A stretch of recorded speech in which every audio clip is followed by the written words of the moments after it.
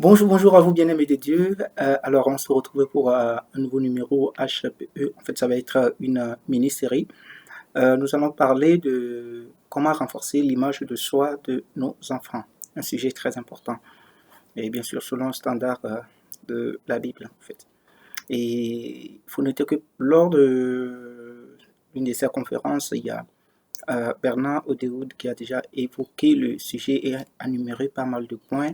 Je crois que ça va être au total 10 points qu'il a énumérés, pouvant nous permettre en tant que parents de renforcer l'image de soi de nos enfants. Eh bien, moi, je vais juste essayer d'énumérer ces points-là pour essayer de les expliquer un peu et puis donner quelques exemples pouvant nous permettre en tant que parents de véritablement renforcer l'image de soi de nos enfants. Alors, sans plus tarder, nous allons rentrer quand même un peu dans le vif du sujet. Aujourd'hui, quand même, je vais vous parler de déjà la définition du terme image de soi, qu'est-ce que c'est déjà. Et puis après, on va parler, le premier point, nous allons parler de poser un cadre avec des limites très claires. Et en deuxième position, nous allons évoquer comment être un miroir positif pour nos enfants. Troisième position, nous allons évoquer comment voir autant que possible le bon côté des choses.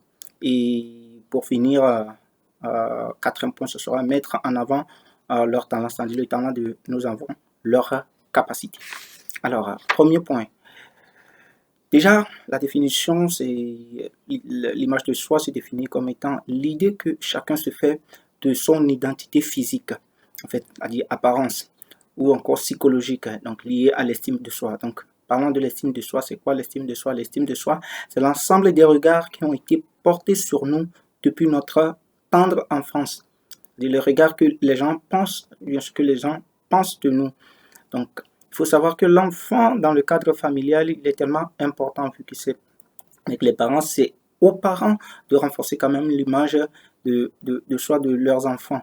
Et c'est très, très, très important. Et c'est comme ça que leurs enfants pourront être bien assis et aucun vent ni personne ne pourra les détruire quand même cette image de soi en eux.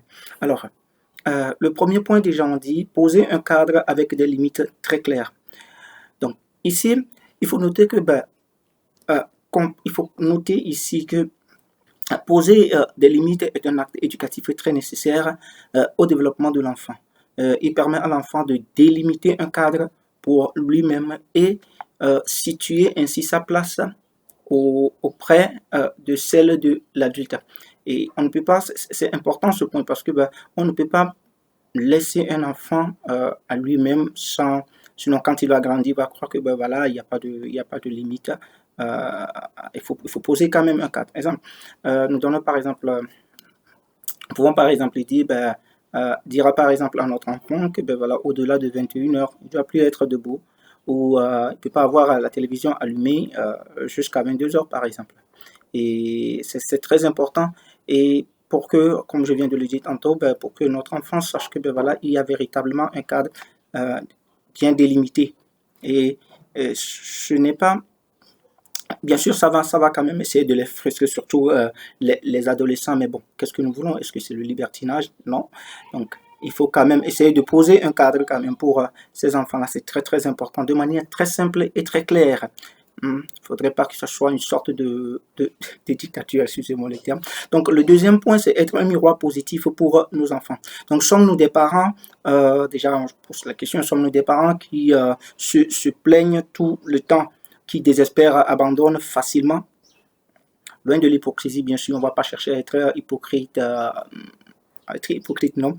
Mais nous devons quand même avoir développé nous-mêmes, avoir cette foi en Dieu, cette foi en Dieu, cette détermination et cette persévérance. C'est-à-dire que bien sûr que dans la vie, il va y avoir des vicissitudes, il va y avoir des moments difficiles, mais est-ce que, en tant que parents, le langage que nous tenons devant nos enfants, c'est le désespoir tout de suite. Et quand la situation devient difficile, tout de suite, on commence à se plaindre à tout bout de champ.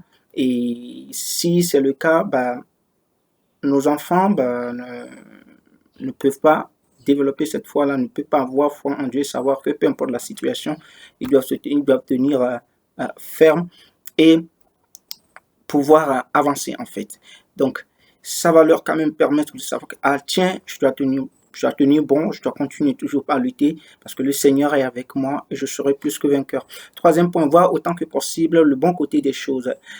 L'inquiétude, j'ai dit l'inquiétude aveugle et ne pas voir le mal partout, bien sûr.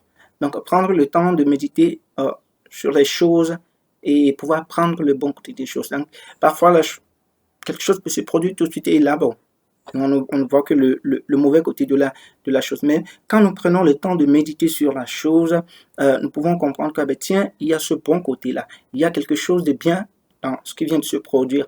Donc, très important, cet aspect-là, ou bien ce point-là également, voir tant que possible le bon côté des choses. Donc, ça va quand même aussi aider nos enfants à ne pas toujours voir le mal partout. Voir le mal partout, non. Donc, nous passons quand même au quatrième point qui est mettre en avant leur talent, leurs compétences. Dans une des vidéos, je disais déjà que voilà, ne pas traiter nos enfants de nuls, car nul n'est nul.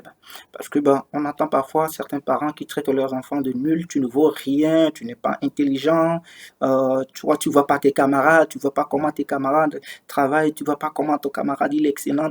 Non, on n'a pas besoin de parler ainsi à nos enfants.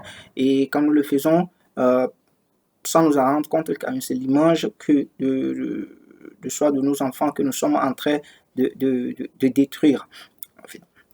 Donc, leur capacité, donc déjà aussi, c'est possible que voilà, dans la prière, que nous puissions découvrir également quelle est la capacité de nos enfants et les aider, les encourager avec des mots d'encouragement et avec la prière également, et pour qu'ils puissent développer leur talent et ne pas les minimiser, ne pas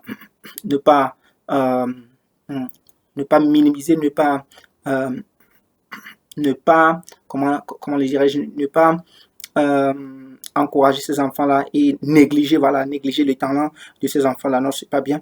Et parce que Dieu nous a donné en tous des talents et il faut que qu'on fasse fructifier ce talent-là pour la gloire de Dieu. Donc, si nous prenons par exemple Josué ou encore Gédéon, Josué déjà, Dieu lui disait, ne t'ai-je pas dit, fortifie-toi, je suis avec toi, je serai avec toi, allez en avant. Et à Gédéon, par exemple, Dieu disait, allez, va avec cette force-là que je te donne. Gédéon qui se considérait comme étant le moindre parmi sa tribu et tout, le plus petit et tout ça, mais Dieu lui dit, va avec cette force-là que je te donne. Donc, il est très important que nous puissions motiver, que nous puissions aider nos enfants à mettre en exergue le talent que Dieu leur a donné.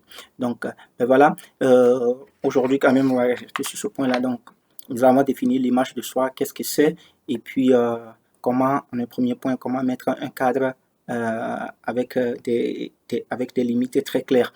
Et deuxième point, oui, on a bien évoqué, être un miroir positif pour nos enfants. Ne pas être ces parents-là qui se plaignent à tout bout de champ et désespérés et abandonnés tout de suite quand une situation difficile se présente. Donc, troisième point, ça a été question de quoi? Voir autant que possible le bon côté des choses. Ne pas voir le mal partout. Et enfin, mettre en avant les talents de nos enfants. C'est très important. Et merci beaucoup, que le Saint-Esprit puisse nous aider à véritablement aider nos enfants pour que le plan parfait de Dieu puisse s'accomplir dans leur vie. Alors, merci beaucoup et à la prochaine pour le second numéro de cette mini-série. Merci.